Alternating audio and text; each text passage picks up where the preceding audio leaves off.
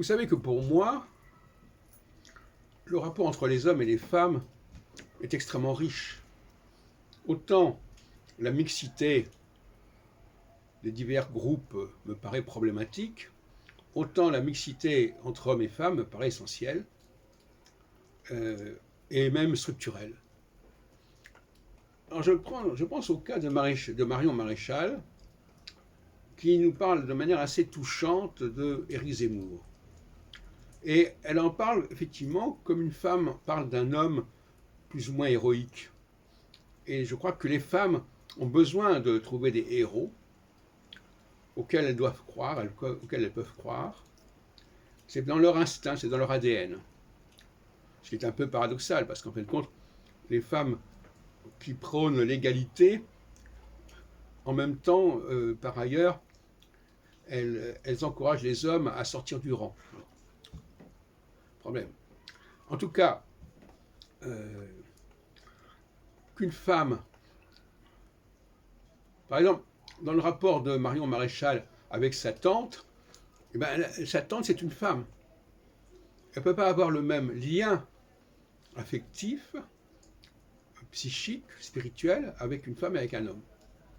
Et donc, une femme avouera beaucoup plus facilement son respect pour un homme que pour une femme.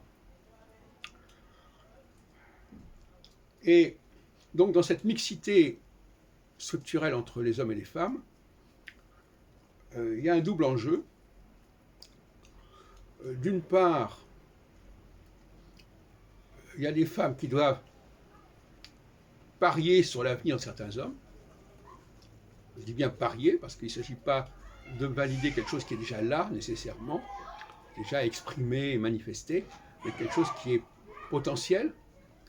D'autre part, les hommes doivent aussi contribuer à la procréation, et là aussi, ils doivent choisir des partenaires auxquels ils croient et à qui ils veulent confier leur descendance, en quelque sorte.